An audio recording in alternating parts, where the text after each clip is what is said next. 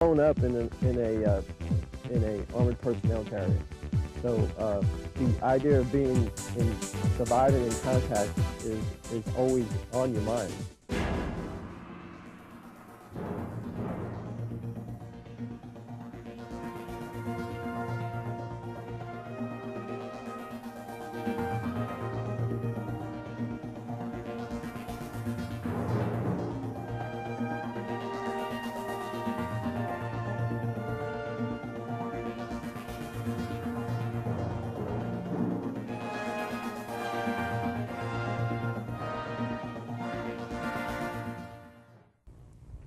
We're at White Sands Missile Range with Sergeant First Class Carmine Esposito.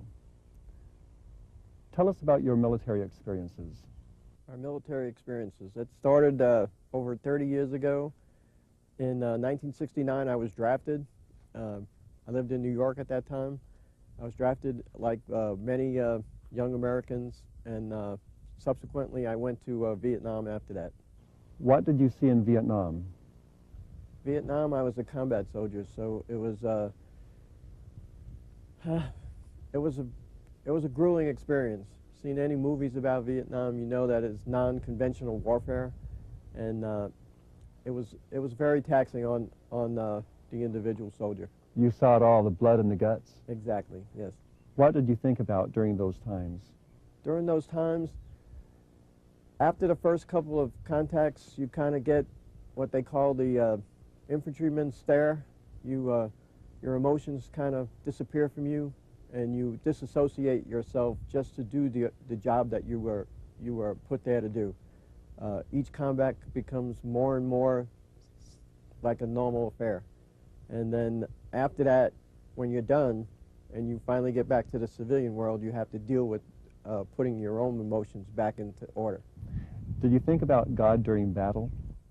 Sometimes not, of course not in the heat of the battle, but after the battles, at many times you always reflect upon how you survived and God's will. And in my case, I always have that positive attitude that I was going and coming back, and that would be God's will for me. How did your faith in God help you? I was just a normal Christian, and I just prayed when I needed to, just like everybody else. Do you believe in Jesus Christ as Lord and Savior? Yes, I do. What is your faith? My faith, I'm a Catholic. Do you worship idols when you pray? No. You don't worship idols? No. Do you pray to Mary? No. Do you pray to the saints? No, I pray to God when I pray. And you're dedicated to Jesus Christ? That's correct. That's awesome. Well, we have some people have patron saints, but I particularly don't. So you've done away with the Catholic idols that so many people think about? I just follow my own my own ideas. Now, what if your ideas contradict the Bible? What do you do?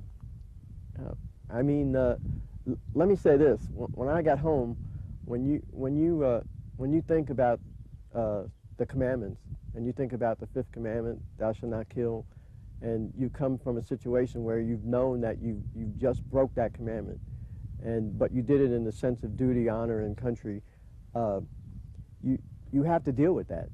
And for me, after a long break in service, I came back to the military, and it helped me a lot to associate myself back with the machine, the essence that put me there, and made the killing not right, but a job that needed to be done for the country. The fifth commandment talks about really not killing in the sense of not murder. Isn't that right? That's true. That's true. But you still have to associate. You still have to, in your own mind, put the right and the wrong back together.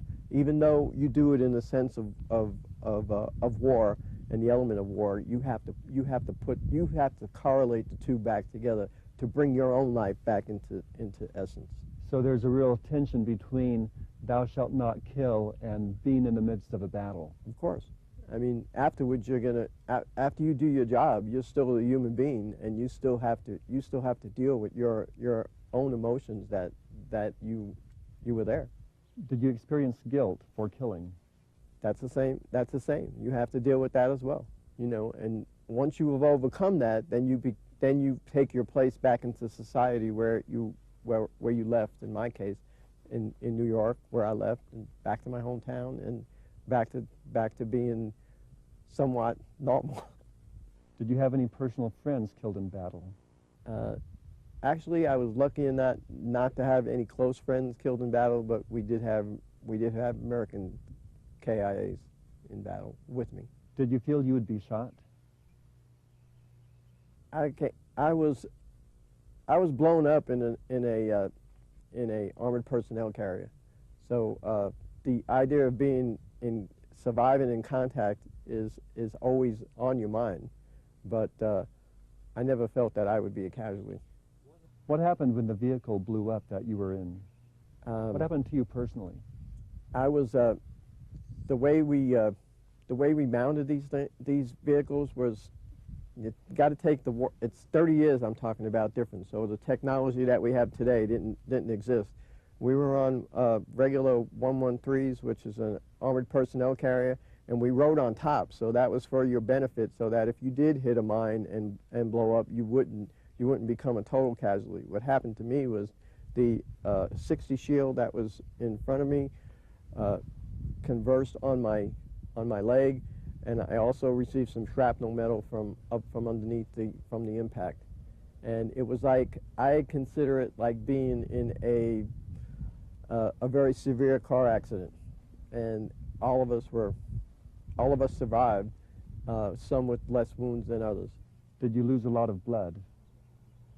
No, I was fortunate. It was shrapnel. When it goes in, it's just like a regular cut, and it just stays in it'll just, if it works its way out, or they can pull it out if it's right near the top. Do you still have it in you? No. How did your family feel about your being in battle? If you know anything about Italian people, they are very very emotional people. So my family was like in panic every day that I was gone, and not happy until they see me come off the plane. Are your family believers? Yes. My mother's passed. My father's still alive, and yes, he's a Christian, but I don't know what religion he practices. Do you consider yourself Catholic or Christian? I go to church. When I do go to church, I go to the Catholic Church, and I am a Christian. So is it all about Jesus Christ for you? That's true. It's just about the Savior. I believe in God and Jesus Christ, and I follow my heart is in the right place. Where else were you stationed other than Vietnam overseas?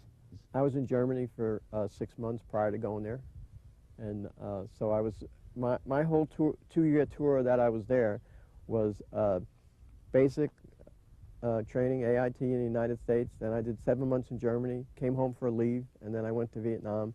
Then I had that big break in service before I came back and joined the Texas National Guard, which was in 1988.